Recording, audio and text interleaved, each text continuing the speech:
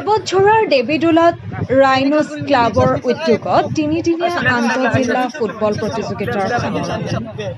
বিটিআৰৰ কোকৰাঝাৰ জিলাৰ পৰ্বতঝৰা দেৱীদোলাত হাতীবন্ধা ৰাইনছ ক্লাবৰ উদ্যোগত অনুষ্ঠিত হোৱা আন্তঃজিলা ফুটবল প্ৰতিযোগিতাৰ আজি সামৰণি পৰে। আজি চূড়ান্ত প্ৰতিযোগিতাত দেৱীদোলাৰ উত্তৰ হাতীবন্ধা ফুটবল দলে গোসাইগাঁও শালবাৰী ফুটবল দলক ৩-১ গ'লৰ ব্যৱধানত পৰাস্ত কৰি বিজয় সাব্যস্ত কৰে।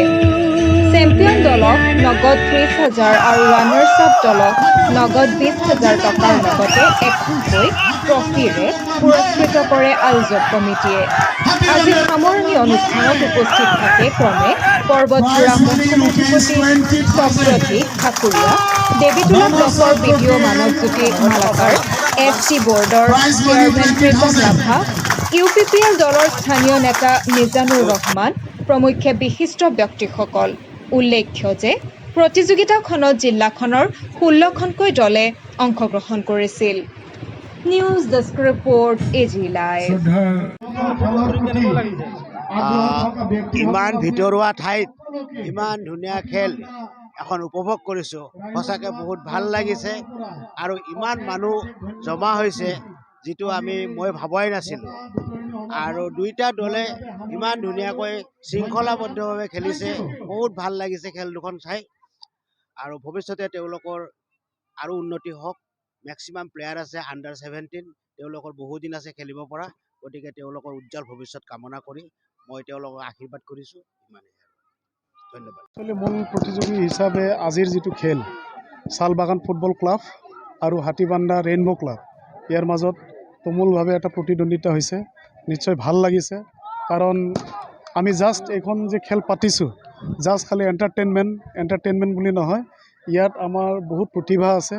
এই প্ৰতিভাহঁতৰ যাতে মনটো যাতে ফুটবলৰ প্ৰতি এটা আগ্ৰহ আহে, তাৰ কাৰণে এটা প্ৰতীক হিচাপে আজিৰ এই খেলখন আমি পাতিছোঁ।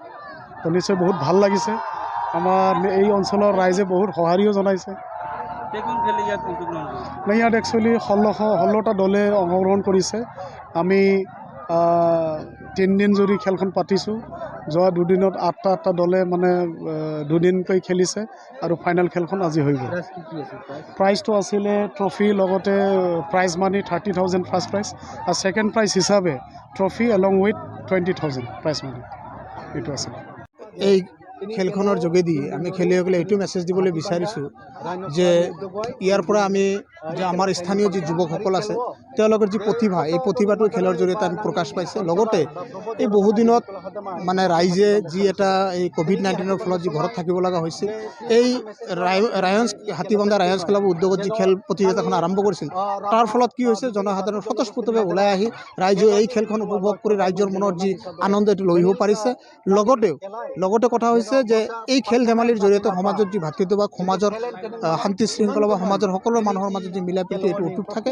আৰু সেইটো আমি মেছেজ দিব লৈছোঁ সমাজত, যাতে ভৱিষ্যতেও এই খেল ধেমালিৰ জৰিয়তে সমাজখনক আগুৱাই লৈ যাব পৰা যায়। আৰু আমাৰ অঞ্চলস্থ যিবিলাক যুৱক আছে, এই যুৱকসকলৰ যাতে আমি প্ৰতিভাখিনি আমি ইয়াৰ পৰা প্ৰকাশ কৰোঁ।